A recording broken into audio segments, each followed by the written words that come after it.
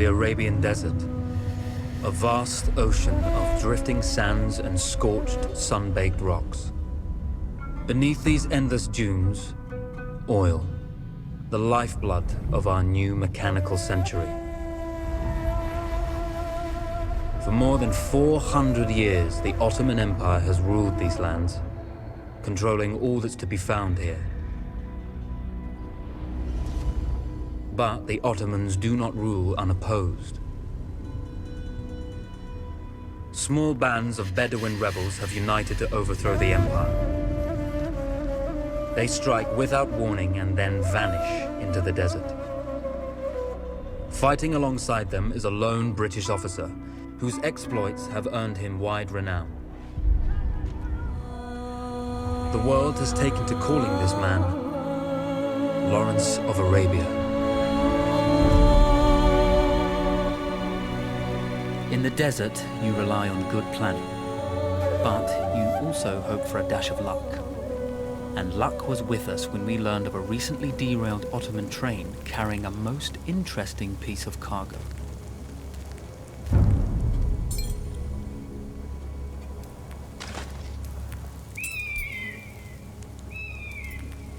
A small patrol had joined the Ottomans who survived the crash. Together, they guarded the wreckage and waited for reinforcements.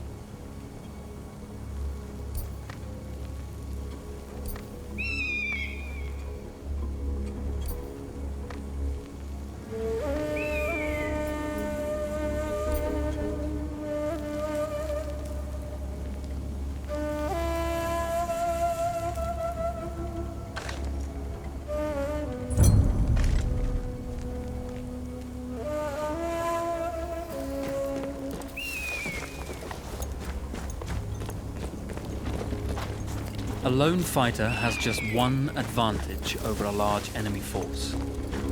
A lone fighter can move unseen.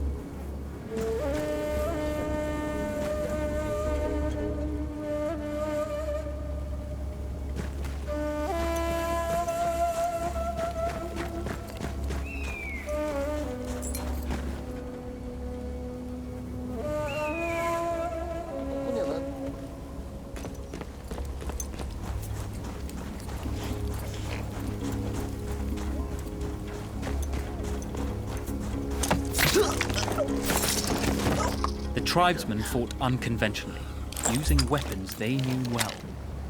Endurance, individual intelligence, and courage were their primary assets. Yüzbaşı beni sevmiyor. Benimle konuşma. Bir cenabetlik var sende.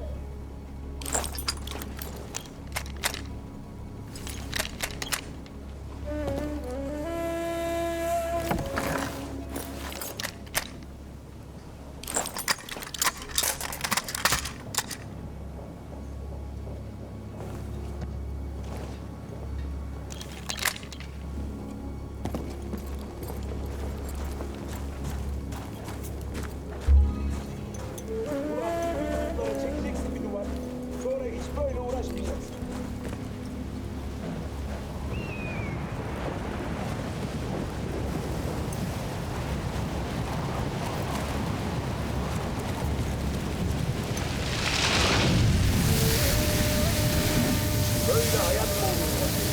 ama daima benim başıma patlar.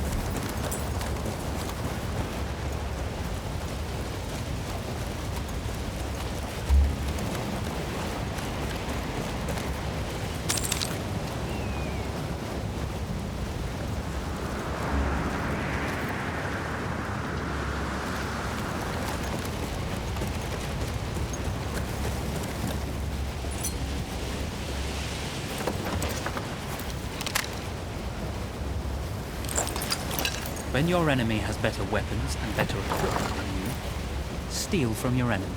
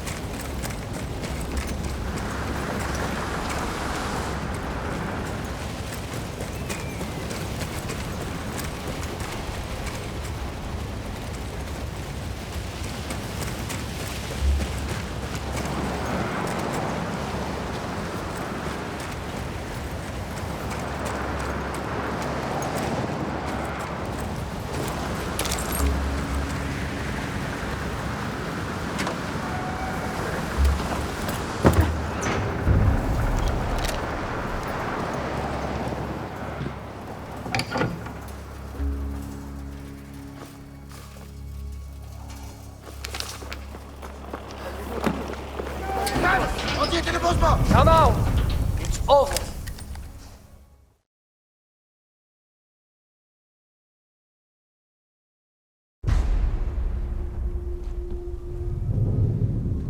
Well, you did not think we would be fast enough to catch you here, did you? Lawrence of Arabia.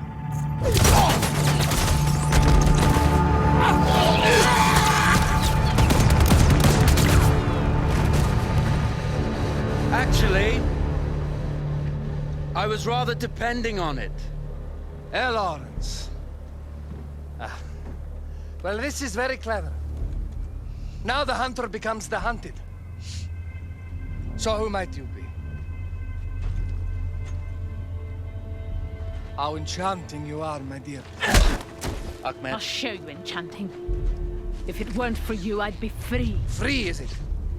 You'll be free when you're dead. And I'm happy to tell you, the Empire intends to grant you all this freedom very soon. Even now, an engine of destruction scours this desert, obliterating your allies, your families, your homes. Soon there will be nowhere to run. Nowhere to hide. Soon all that you know, and all that you love, will be ashes. You will all be free to die. Oh. Ah, you animal! Zara.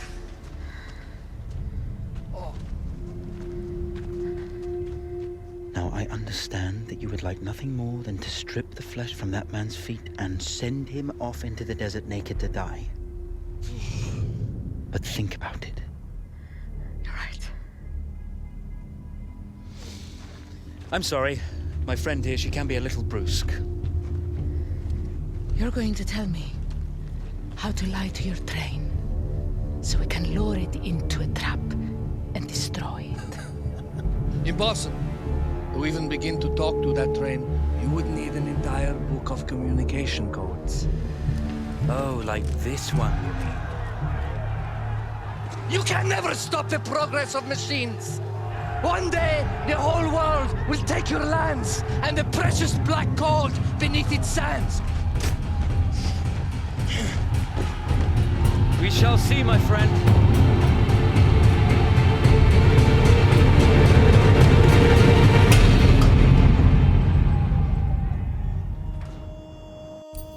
Of course, obtaining the codebook was not enough.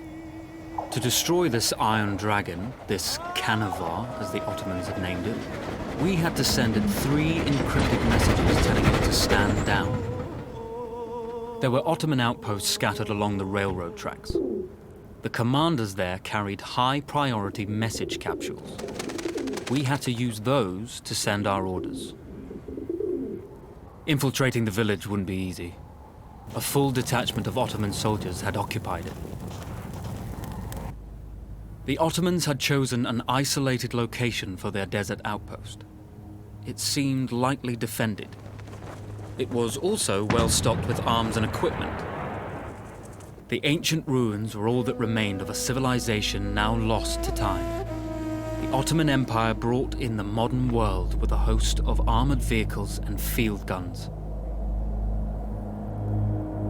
3 commanders to eliminate, 3 personal message capsules to be stolen, and then sent with our false orders. How Zara tackled this dangerous and audacious mission was up to her.